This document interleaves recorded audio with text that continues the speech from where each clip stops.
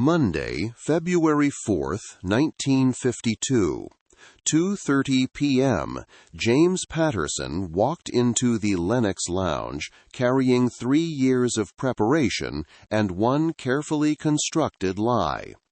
He was 28 years old, 6 feet tall, African American, and an FBI special agent with the Bureau's Organized Crime Division. For the past 8 months, he'd been studying Bumpy Johnson's operation, learning the patterns, memorizing the players, building a backstory that could survive scrutiny. Today was the day he'd infiltrate the most powerful criminal organization in Harlem. Today was the day he'd become someone else. The FBI had been trying to bring down Bumpy Johnson for 20 years. Every attempt had failed. Witnesses disappeared. Evidence vanished. Informants got caught and killed. The problem was always the same. Bumpy's organization was tight, loyal, disciplined. You couldn't buy information because everyone was too scared or too well paid to sell out. You couldn't plant evidence because Bumpy's lawyers were too good. You couldn't flip witnesses because witnesses didn't live long enough to testify. So the FBI had decided to try something different. They'd plant an agent inside. Not a white agent pretending to be black. That would never work.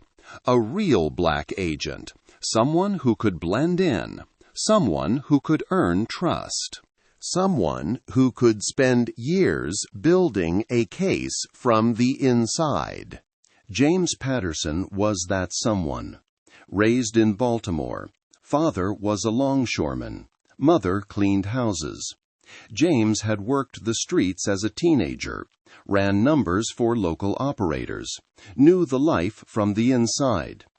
Then he'd gotten smart, finished high school, joined the Army, served in Korea, come back and joined the FBI, one of only 12 black agents in the entire Bureau. His handlers thought he was perfect. He looked like a street guy, talked like a street guy, had credibility because he'd actually been a street guy once. The plan was simple. James would approach Bumpy's organization as Marcus Thompson, a policy bank operator from Baltimore looking to expand into New York. He'd offer his services, work his way up, gain trust. And for 3 to 5 years, he'd feed information back to the FBI. Then they'd make the biggest organized crime bust in New York history. James walked up to Illinois Gordon, who was sitting at the bar nursing a whiskey. Illinois ran security for Bumpy's operation. He was the gatekeeper. Nothing got to Bumpy without going through Illinois first. "Illinois Gordon?" James asked. "Who's asking?" "My name's Marcus Thompson. I run policy banks in Baltimore. I'm looking to expand operations, and I was told you might be able to introduce me to Mr. Johnson." Illinois studied him for a long moment. "Who told you that?" "Man named Jerome Washington.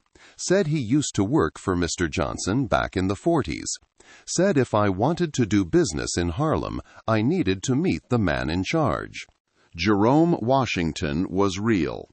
He'd worked for Bumpy 15 years ago before moving to Baltimore. The FBI had found him, interviewed him, used his name and history to build James's cover story. It was solid. It was believable. It should have worked. "Wait here," Illinois said. He walked to the back office, made a phone call. 5 minutes later, he came back. "Mr. Johnson will see you. Tomorrow, 3 p.m., Wells Restaurant. Come alone. Don't be late." "Thank you." "Don't thank me yet. You waste Mr. Johnson's time. You won't be thanking nobody."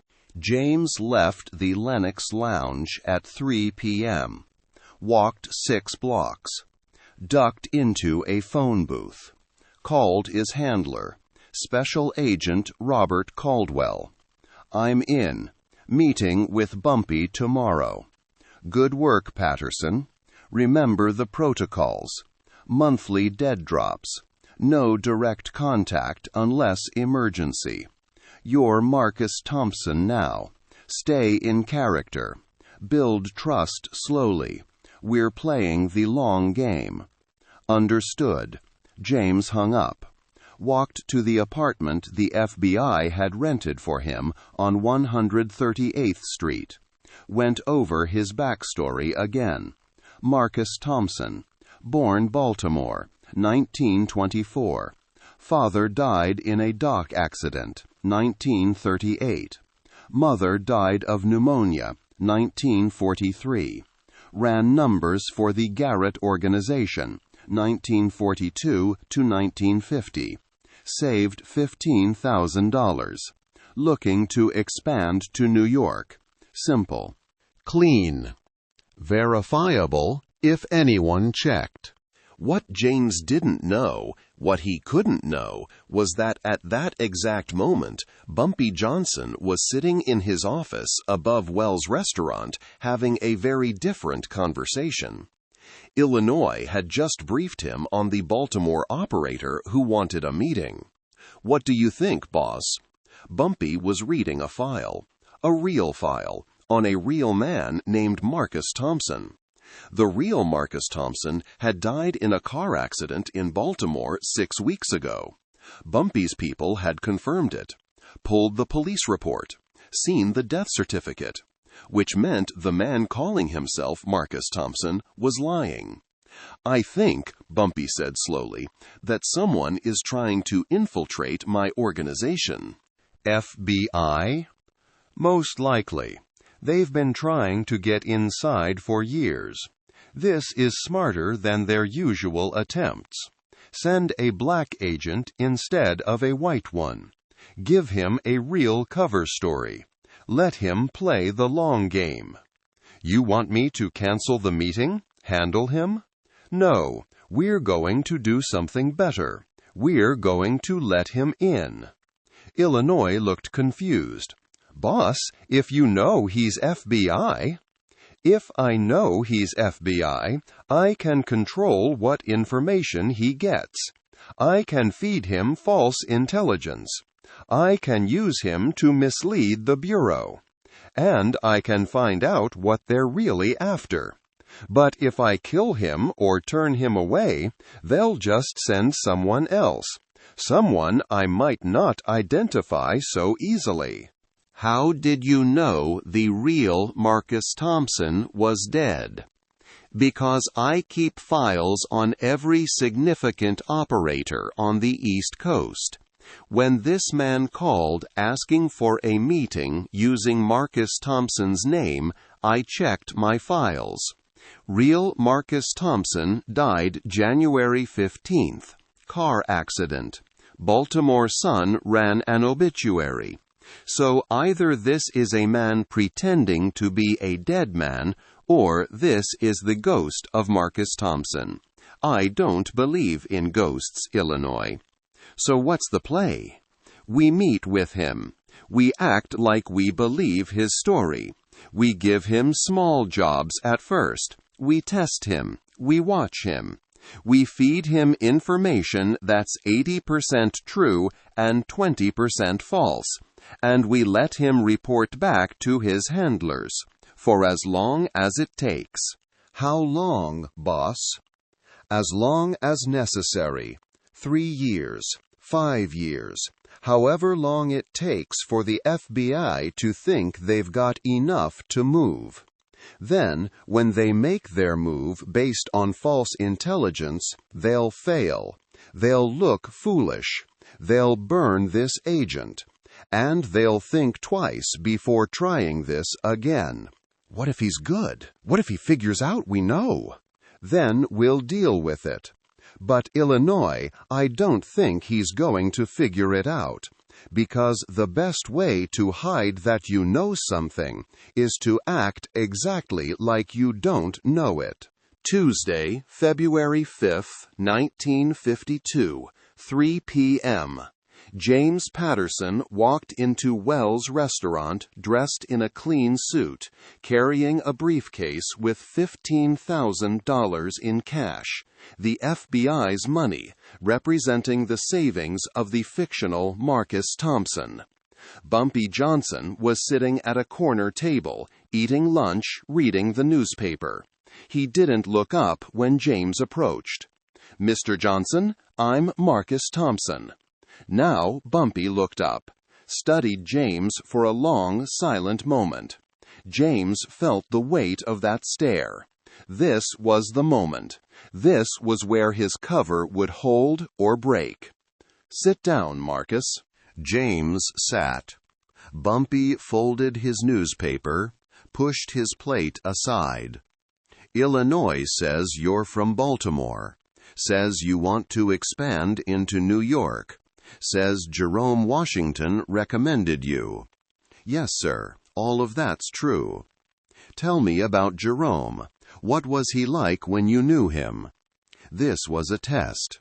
James had studied Jerome Washington's history, knew he'd worked for Bumpy 1940 to 1946, knew he'd moved to Baltimore in 1947, knew he'd died of a heart attack in 1950. Jerome was tough, fair. He taught me how to run a clean operation, keep the books straight, pay people on time, don't get greedy. He always said you were the smartest man he ever worked for. Bumpy smiled, but it wasn't a warm smile. It was the smile of a chess player who just confirmed his opponent's strategy. "Jerome was a good man. I'm sorry he passed. When did he die?" 1950. Heart attack. Dropped dead on a street corner. 43 years old. Terrible. His wife must have been devastated. James didn't blink. "Jerome wasn't married, sir. He lived alone." Bumpy nodded slowly. "You're right. I'm thinking of someone else. So, Marcus, what exactly do you want from me?" "I want to operate in Harlem. I've got $15,000 saved. I know how to run policy banks. I know the numbers game. I'm good with people. I just need territory and protection." "And in exchange?" "I pay tribute, whatever percentage you set. I follow your rules. I don't cause problems. I build a profitable operation that benefits both of us." Bumpy was quiet, thinking. Finally, he spoke. "I'm going to give you a small operation. 140th Street, policy bank that's been underperforming. You take it over. You run it for 6 months. You prove you can manage people and money. You pay 30% tribute on time every month. You do that, we'll talk about expanding." "Thank you, Mr. Johnson. You won't regret this." "I hope not, Marcus, because if you disappoint me, if you steal from me, if you prove to be anything other than what you claim to be, you won't just lose the operation. You'll lose everything. We clear?" "Crystal clear, sir." "Good. Illinois will introduce you to Mrs. Robinson. She runs the 140th Street Bank. She's been doing it for 20 years. You're going to work under her, learn from her, show me you can be trusted." They shook hands. James left Wells' restaurant at 3:45 p.m., walked 4 blocks, found a phone booth, called his handler. "I'm in. He gave me a policy bank to run, 6-month probation period." "Excellent work, Patterson. Remember, don't push. Build trust slowly." "Understood." What James didn't hear was the conversation happening at Wells' restaurant 5 minutes after he left. Illinois sat down across from Bumpy. "What do you think, boss?" "I think he's very well trained. He answered every test question correctly. He's done his homework. He's committed to the role. But he's still FBI. How do you know? Because he's too good, Illinois. He's too smooth. Real street operators have rough edges. They get details wrong. They tell stories that don't quite line up. This man, every answer was perfect. Every detail was correct. That's not natural. That's rehearsed. What gave him away? 3 things. First, when I mentioned Jerome's wife, he corrected me immediately. Didn't hesitate. Didn't consider that maybe I knew something he didn't. Just confidently stated that Jerome wasn't married. A real street guy would have second-guessed himself. Would have thought maybe Jerome got married after I knew him. But an agent working from a file? He knows the file says single, so he states it as absolute fact. Second, when he walked in, his suit was too clean.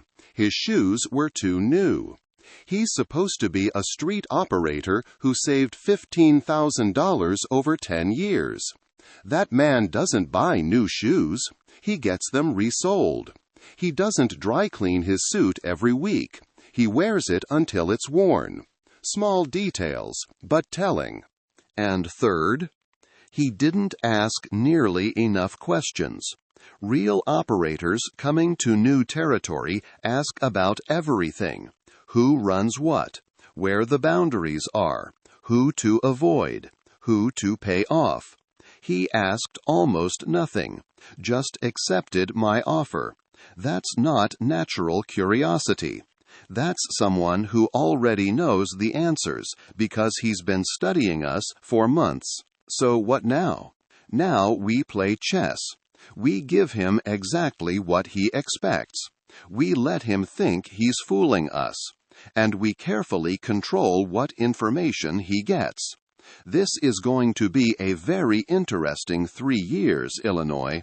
Very interesting indeed.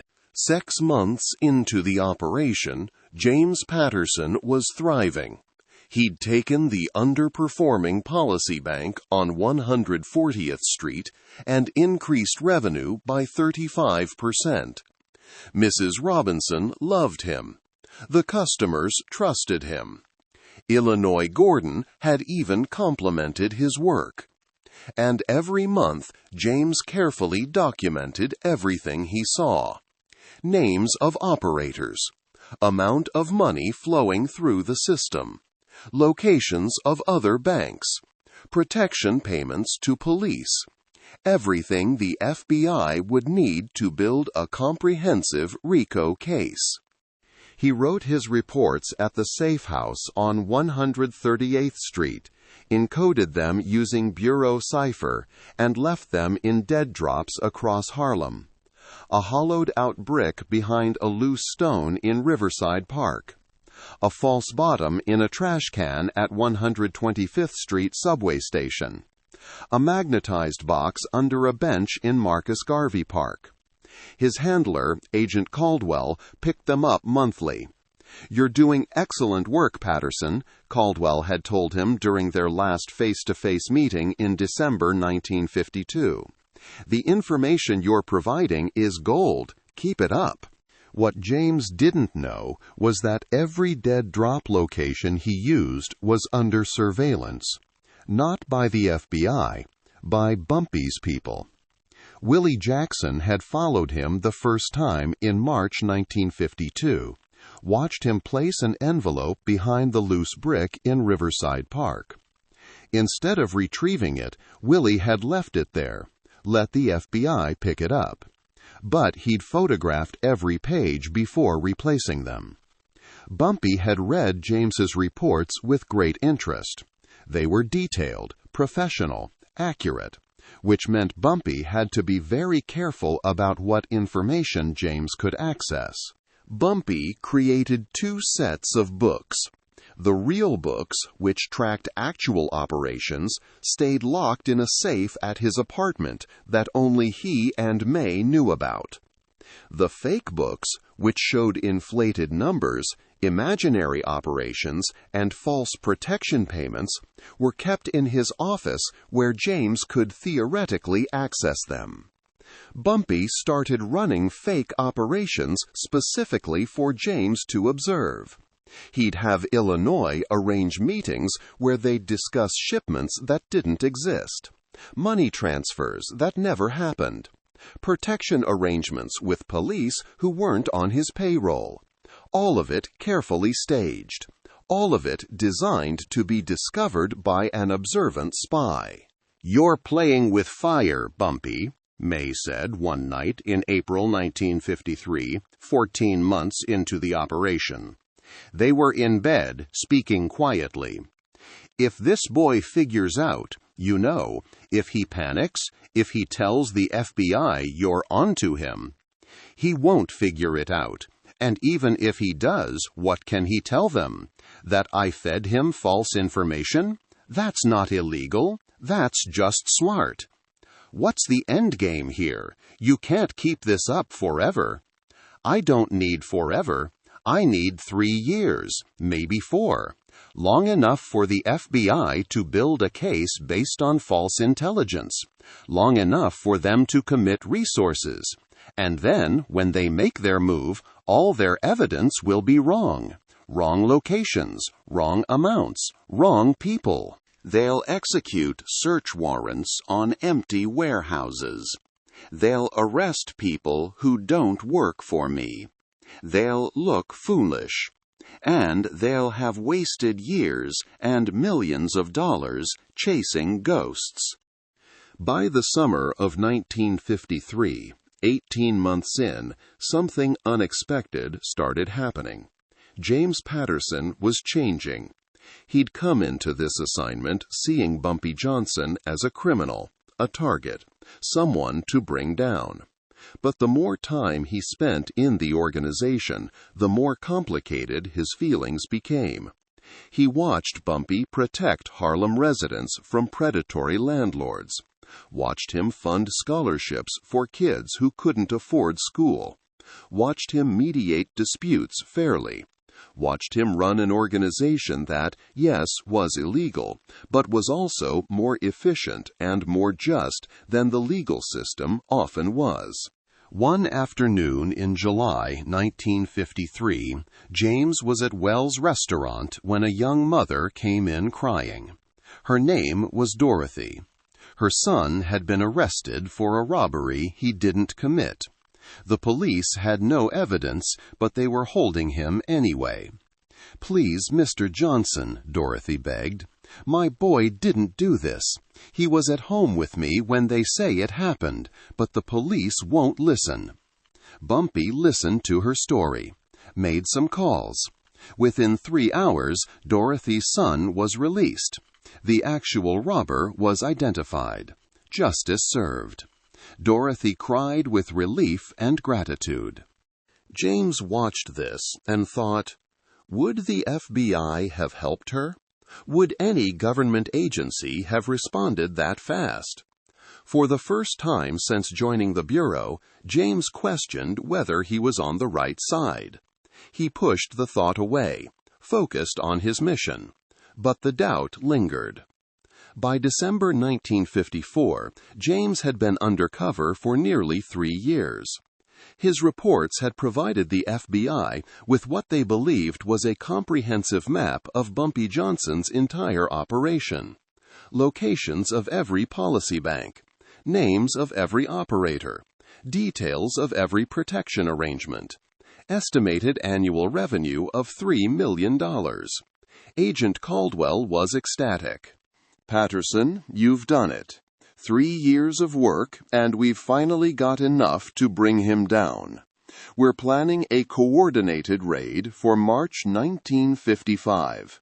Simultaneous hits on every location you've identified.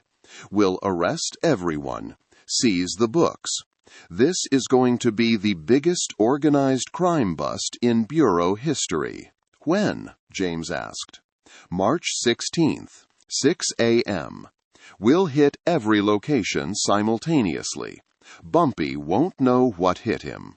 And Patterson, after this is over, you're getting a commendation, possibly a promotion. You've earned it." James felt sick. 3 years of working alongside these people. 3 years of seeing Bumpy protect the community. 3 years of building relationships. And now he was going to destroy it all. That night, James went to a bar in Midtown, far from Harlem, far from anyone who knew him. Got drunk. Tried to reconcile what he was about to do with what he'd come to believe. A man sat down next to him, Willie Jackson. James froze. Relax, Marcus, or should I call you James? I don't know what you're talking about. Yeah, you do. We've known since day one. Bumpy knew, Illinois knew, I knew. We all knew. James's mind raced. Fight or flight instincts kicked in. But Willie wasn't threatening him. Wasn't even armed, as far as James could tell. If you knew, why didn't you? Kill you? Because Bumpy's smarter than that. He's been using you. Every piece of information you've sent to the FBI carefully curated. Everything you think you know about our operation, mostly lies. That raid you're planning for March 16th, it's going to fail. Because the locations in your reports don't exist. The people you think work for us don't. The money you think we make is inflated by 300%. You're lying. Am I? Think about it, James. 3 years. Not once did you ever see anything illegal with your own eyes. You saw money being counted, but you never saw drugs. You heard conversations about shipments, but you never saw what was being shipped. Everything you know comes from paperwork and second-hand conversations. Paperwork Bumpy wanted you to see. Conversations he wanted you to hear. James felt his world crumbling. 3 years. 3 years of his life. If Willie was telling the truth, it had all been for nothing. Why are you telling me this? Because in 3 months, the FBI is going to raid locations based on your intelligence. And when they find nothing, when they arrest innocent people, when they fail completely, your career is over. The Bureau will blame you. They'll say you were a double agent. They'll destroy you. Bumpy's giving you a chance to walk away now, tonight. Leave New York. Tell the FBI your cover was blown. Start over somewhere else. And if I don't? Then you stay until March and watch your life explode. Your choice. Willie left. James sat at the bar, mind reeling. He went back to his safe house, pulled out all his reports from the past 3 years, started reviewing them with fresh eyes, and slowly, horrifyingly, he saw it. Willie was right. Every piece of hard evidence in his reports came from documents Bumpy had access to. Every conversation he'd overheard could have been staged. He'd never actually witnessed a crime being committed. He just documented what he'd been allowed to see. For 3 years, he'd been a pawn, used by both sides. The FBI thought they had a perfect spy. Bumpy knew they had a perfect tool for disinformation. And James, caught in the middle, had served both masters without realizing he was serving neither. December became January. January became February. James didn't run, didn't warn the FBI. He was paralyzed by the realization of his failure. And he was curious. Curious to see if Willie had been telling the truth. Curious to watch it all play out. He also started paying attention to things he'd ignored before. Started really looking at the organization. And he realized that most of what Bumpy's people did wasn't illegal. The policy banks were illegal, yes, but they operated like informal community banks, loaning money to people who couldn't get bank loans, helping families in crisis. The protection racket was illegal, yes, but it actually protected businesses from real criminals. The whole operation was more gray than black, more Robin Hood than Mafia. On March 10, 1955, 6 days before the planned raid, Bumpy called James to his office. Just the two of them. James Patterson, FBI Special Agent, badge number 7734, assigned to Organized Crime Division. Handler is Special Agent Robert Caldwell. You've been feeding information to the Bureau for 3 years. Did I miss anything? James didn't bother denying it. How long have you known? Since the moment you walked into the Lenox Lounge claiming to be Marcus Thompson. The real Marcus Thompson died 6 weeks before you showed up. I keep files, James. I'm thorough. Then why didn't you kill me? Because I needed you. The FBI has been trying to infiltrate my organization for 20 years. Better to let them think they succeeded and control what they learn than to keep fighting off new attempts.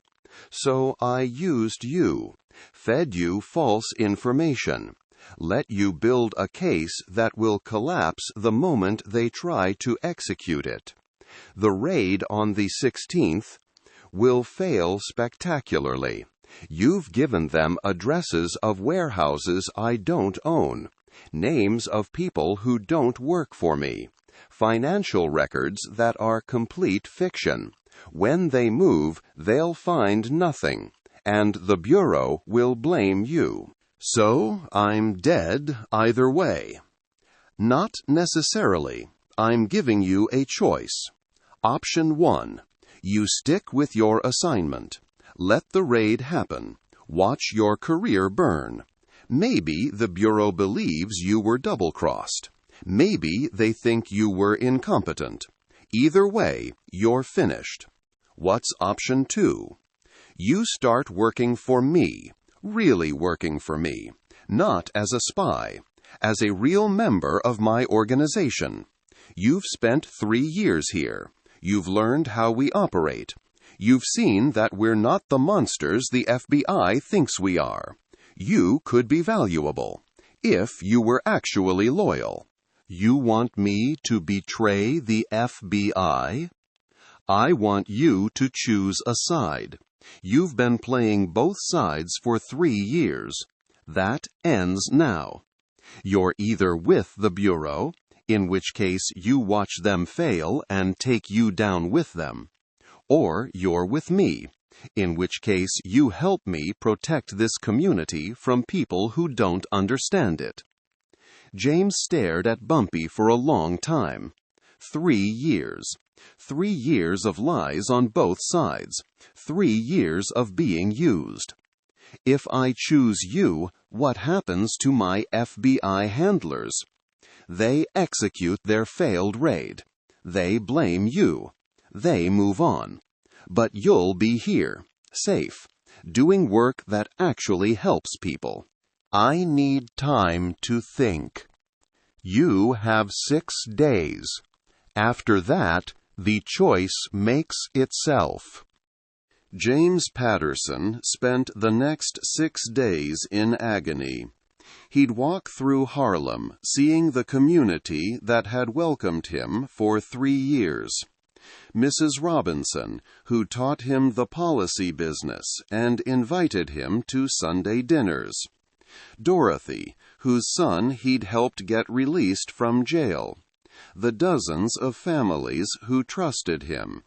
And he'd think about the FBI raid that would tear through this neighborhood in search of crimes that didn't exist.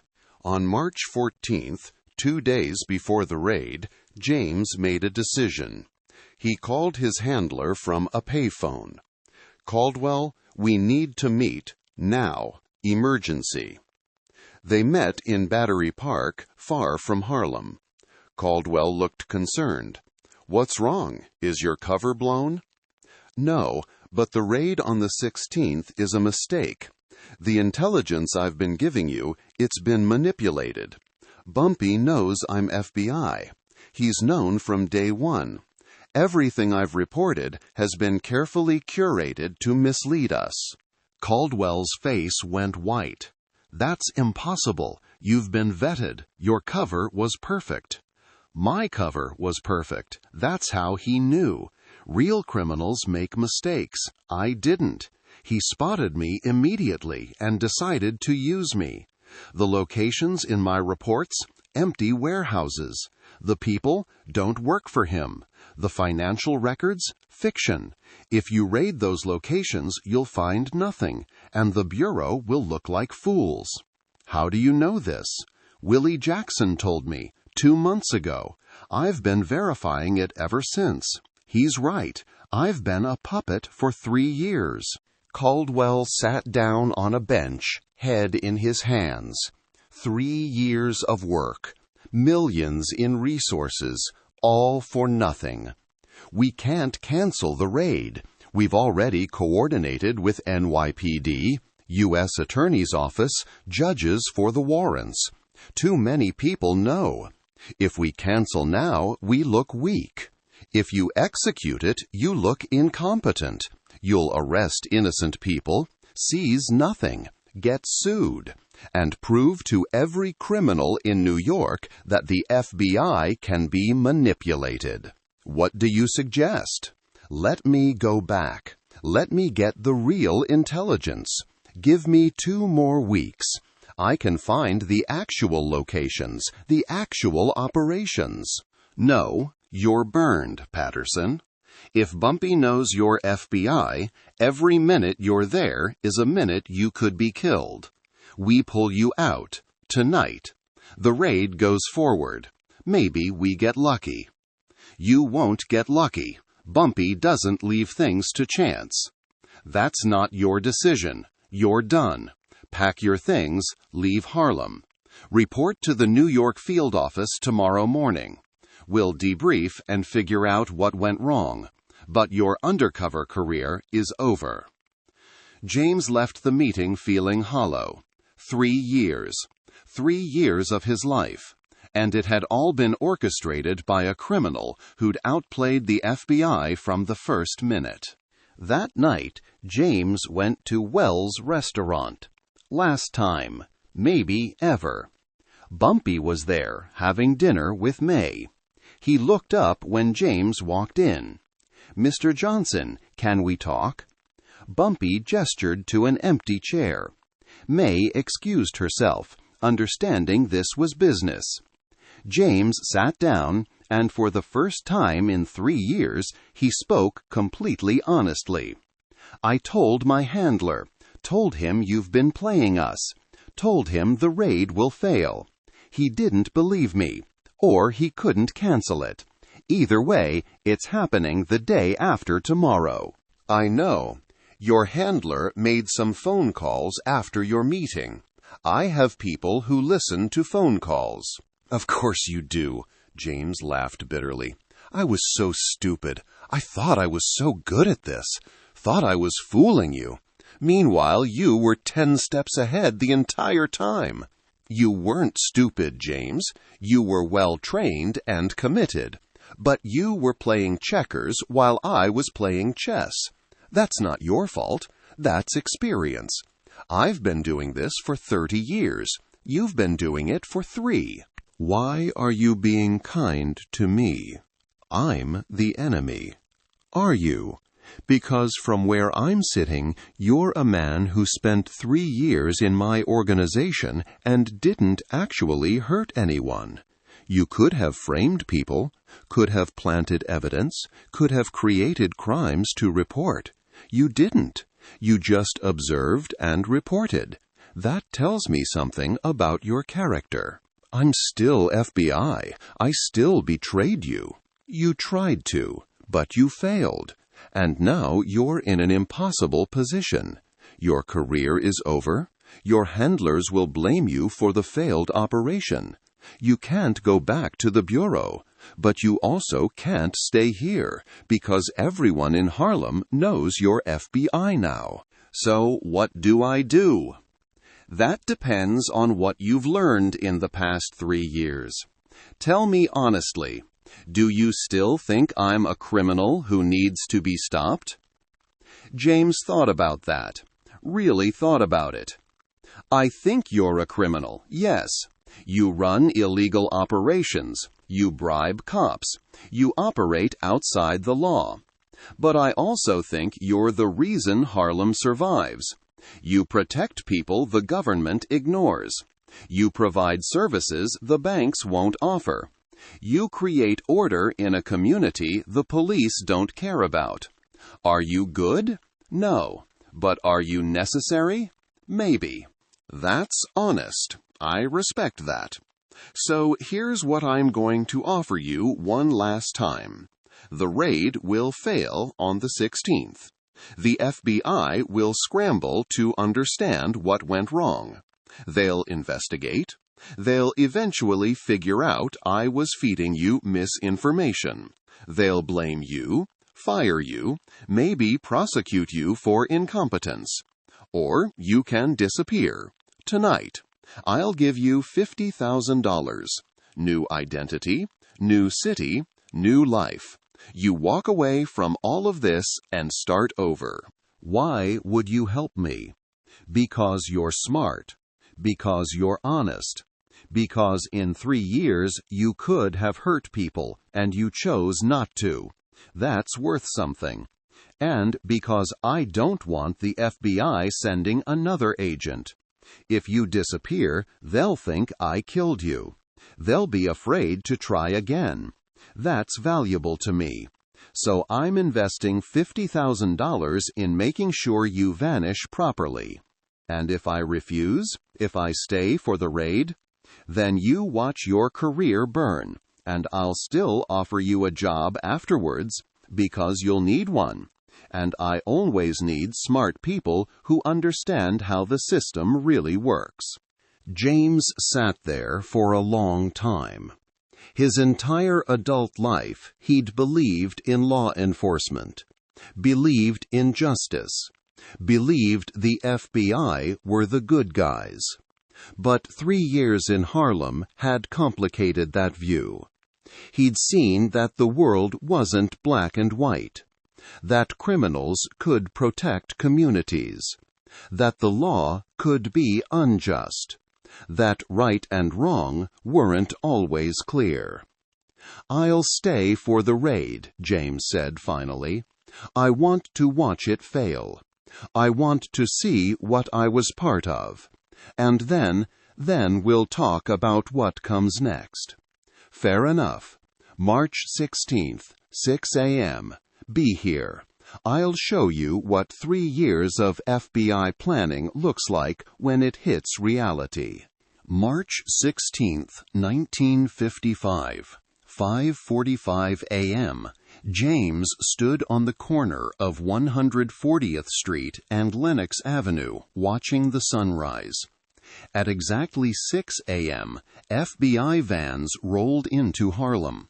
Dozens of agents in tactical gear, NYPD backup, U.S. Marshals.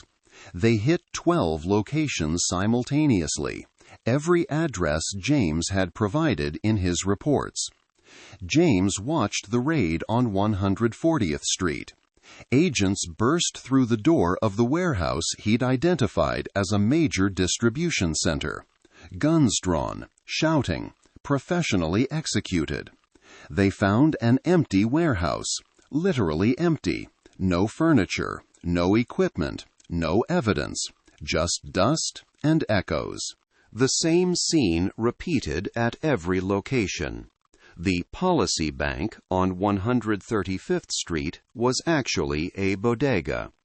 The Protection Racket headquarters on 147th Street was a dry cleaner. The money counting operation on 125th Street was a music rehearsal space.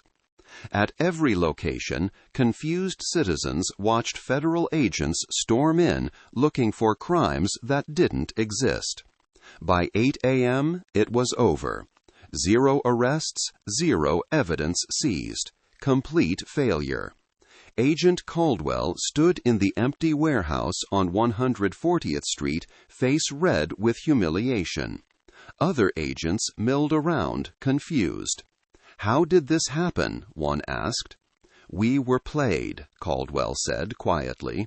"For 3 years, we were completely played." James appeared in the doorway. "I tried to tell you. Patterson, you're suspended pending investigation. Turn in your badge and weapon. Already planned to." James handed over his FBI credentials. 3 years. Gone. Just like that. He walked out of the warehouse, no longer a federal agent. Just a man who'd failed spectacularly at the biggest assignment of his life. Bumpy was waiting outside in his car. "Get in." They drove to Wells' restaurant. The morning rush hadn't started yet. Just Bumpy, James, and Illinois. "So," Bumpy said, "what did you learn?" "So now what? You offered me a job. Was that real, or were you just amusing yourself?" "It was real. You've seen how my organization works. You've spent 3 years inside. You understand the structure. And you've learned humility. That's valuable. I could use someone like you. Someone who knows how law enforcement thinks. Someone who can help me stay ahead of them." "Doing what?" "Intelligence. You do exactly what you've been doing. Watching, listening, learning. But this time, you'd be using that information to protect us instead of trying to destroy us." James thought about it. His FBI career was over. He had no other prospects. No savings. The FBI had been paying him a nominal salary while undercover. He was effectively unemployed, unemployable in law enforcement, and skilled only in infiltration. "What's the pay?" James asked. Bumpy smiled. "Better than the FBI. $1,000 a month to start, plus housing, plus expenses. You prove yourself, it goes up. You're successful, you become a partner, just like I offered Nicky Barnes." "I'll need time to think." "No, you don't. You need this job, and I need you. So let's stop pretending you have options. You're hired. Start tomorrow." James worked for Bumpy Johnson for the next 13 years, until Bumpy's death in 1968. He became the organization's intelligence chief. He taught them how to avoid surveillance, how to anticipate law enforcement moves, how to stay invisible. And he did it better than anyone because he'd been trained by the FBI and educated by Bumpy. The Bureau never figured out what happened to James Patterson. His disappearance was listed as presumed deceased, victim of organized crime. His file was closed. His 3 years of reports were analyzed, found to be almost entirely fabricated, and used as a case study in how undercover operations can be compromised. In 1967, 1 year before Bumpy died, James and Bumpy were having drinks at Wells' restaurant. "You ever regret it?" James asked. "Not killing you that first day?" "Yeah, never. You were more valuable alive than dead. You helped me misdirect the FBI for 3 years. You've helped me avoid them for 13 more. That's a 16-year return on investment. Best decision I ever made." "What if I'd been smarter? What if I'd figured out you knew?" "Then I would have adjusted. That's the game. You adapt. You anticipate. You stay 3 moves ahead. That's how you survive." You taught me that. The FBI taught me techniques. You taught me wisdom. There's a difference. There is, and that's why you've lasted. You learned that intelligence without wisdom is just information. Wisdom is knowing what information matters and what doesn't. When Bumpy Johnson died in 1968, James Patterson was one of the pallbearers. He carried the coffin of the man who'd outsmarted him, employed him, and ultimately taught him more about intelligence work than the FBI ever had. At the funeral, Illinois Gordon asked him, "You ever regret leaving the Bureau?" "Every day," James said honestly. "But I learned more working for Bumpy than I ever would have climbing the FBI ranks. He taught me that the world isn't black and white. That criminals can be protectors. That law enforcement can be oppressors.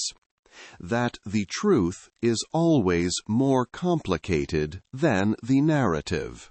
Years later, in 1985, James Patterson, living under a new identity, running a successful private investigation firm, was interviewed by a journalist researching Bumpy Johnson's legacy. "You worked for him?" the journalist asked. "I did." "Was he a criminal?" "Yes." "Was he a good man?" James thought about that for a long time. "He was a complicated man. He broke laws. He hurt people who deserved hurting. He protected communities the government ignored. Was he good? I don't know. But he was necessary. And he was brilliant. He outsmarted the FBI for 30 years. That's not luck. That's genius." "And you helped him do it?" "For 13 years, yes. After he caught me spying on him and turned me into an asset. Best education I ever got. The FBI taught me how to gather intelligence. Bumpy Johnson taught me how to think. There's a difference." The story of James Patterson and Bumpy Johnson became a legend in intelligence circles. The FBI agent who got caught turned and spent 13 years working for the man he'd been sent to destroy. Some saw it as betrayal. Others saw it as adaptation. James saw it as education. "I spent 3 years thinking I was infiltrating his organization," James would say in his later years. "Turns out he was infiltrating my mind, teaching me, reshaping how I saw the world. By the time I realized what was happening, I didn't want to go back, because he'd shown me that everything I believed was more complicated than I thought." That's the real story of the spy who infiltrated Bumpy Johnson's crew for 3 years. Not a story of deception, a story of education. Of a young FBI agent who thought he was the smartest person in the room, only to discover he was a student in a master class taught by a criminal genius. Bumpy Johnson knew from day one, and he spent 3 years teaching instead of killing, because that's what intelligence looks like when it's paired with wisdom. You don't destroy your enemies, you educate them. And if they're smart enough, you turn them into allies. James Patterson learned that lesson, and he never forgot it.